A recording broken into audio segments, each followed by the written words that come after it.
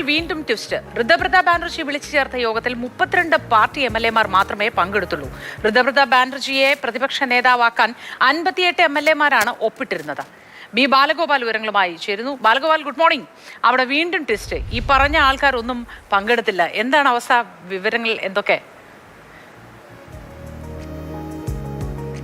മോത്തി, ബംഗാളിലെ തൃണമൂൽ കോൺഗ്രസിൽ ട്വിസ്റ്റുകളാണ് ഇപ്പോൾ നടക്കുന്നത്. കാരണം കഴിഞ്ഞ ദിവസം ഋതുപ്രതാപ് ബാനർജിയെ ഈ ബംഗാളിലെ പ്രതിപക്ഷ നേതാവാക്കുവാൻ വേണ്ടി 58 തൃണമൂൽ കോൺഗ്രസ് MLA-മാർ ഒപ്പിട്ടിരുന്നു. തുടർന്ന് 2 MLA-മാർ കൂടി പിന്തുണ തനിക്ക് ഉണ്ട് എന്നായിരുന്നു ഋതുപ്രതാപ് ബാനർജി അവകാശപ്പെട്ടിരുന്നത്. പക്ഷേ ഇന്നലെ വൈകിട്ട് ഈ ഋതുപ്രതാപ് ബാനർജി വിളിച്ചു ചേർത്ത ബംഗാളിലെ തൃണമൂൽ കോൺഗ്രസ് MLA-മാരുടെ നിയമസഭാ കക്ഷി യോഗത്തിൽ പങ്കെടുത്തത് കേവലം 32 MLA-മാർ മാത്രമാണ്. അതായത് അദ്ദേഹത്തെ പ്രതിപക്ഷ നേതാവാക്കുന്നതിന് വേണ്ടി ഈ ഒപ്പിട്ട MLA-മാരിൽ നല്ലൊരു ഭാഗം ഈ യോഗത്തിൽ പങ്കെടുത്തില്ല എന്നതാണ് ഏറ്റവും പ്രധാനപ്പെട്ട കാര്യം.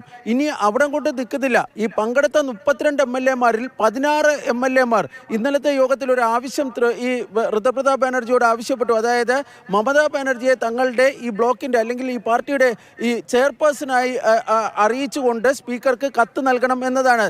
നിലവിൽ ഈ മമതാ ബാനർജി ഒരു അഡ്വൈസർ, ഉപദേശക എന്നാണ് ഋതുപ്രതാപ് ബാനർജി വിശേഷിപ്പിച്ചിരിക്കുന്നത്. അത് പാടില്ല.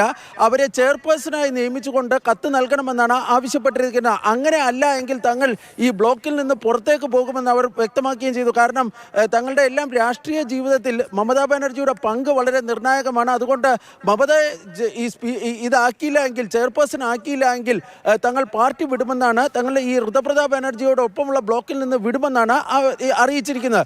ഇതിനിടെ ബംഗാൾ സ്പീക്കറിൻ്റെ ഭാഗത്തു നിന്ന് ഒരു റൂളിംഗ് ഉണ്ടാകുകയും ചെയ്തിട്ടുണ്ട്. ഈ വ്യാജ ഒപ്പിടൽ കേസിൽ നേരത്തെ ഈ അഭിഷേക് ബാനർജിക്കെതിരെ പരാതി നൽകിയ ഋതുപ്രതാപ് ബാനർജിയും സന്ദീപൻ സാഹയും ഈ തൃണമൂൽ കോൺഗ്രസിൽ നിന്ന് പുറത്താക്കിയിരുന്നു. എന്നാൽ ആ പുറത്താക്കൽ അസാധുവാണ് എന്നാണ് ഇപ്പോൾ ബംഗാൾ സ്പീക്കർ പറഞ്ഞിരിക്കുന്നത്.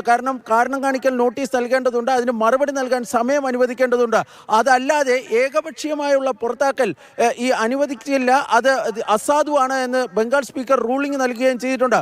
മമതാ ബാനർജി ആകട്ടെ ഈ ഋതുപ്രതാപ് ബാനർജിയെ സ്പീക്കറാക്കിയ നടപടി ചോദ്യം ചെയ്ത് കൊൽക്കത്ത ഹൈക്കോടതിയെ സമീപിക്കുവാൻ വേണ്ടി തീരുമാനിച്ചിട്ടുണ്ട്. ഏതായാലും ഈ വിഷയം ഒരു വലിയ നിയമപ്രശ്നമായി, ഒരു നിയമയുദ്ധത്തിലേക്ക് മാറുന്നു എന്നതാണ് ഏറ്റവും പ്രധാനപ്പെട്ട കാര്യം. മോത്തി, ശരി ബാലഗോപാൽ, ഈ നിയമയുദ്ധത്തിലേക്ക് മാറുമ്പോഴൊക്കെ നമ്മൾ ഓർക്കേണ്ട ഒരു കാര്യം, അധികാര കൊതി എത്രത്തോളം അങ്ങേയറ്റമായിരിക്കുന്നു എന്നതാണ്. ഇനിയിപ്പോൾ സ്വന്തമായി ഒരു ചെയറൊക്കെ കൊണ്ടുവന്നിട്ട് ചെയർപേഴ്സണായി ഞാൻ തോറ്റിട്ടില്ല എന്ന് പറഞ്ഞിരുന്ന മമതാ ബാനർജിയാണ് മനസ്സിലേക്ക് വരുന്നത്. എന്താ അല്ലേ?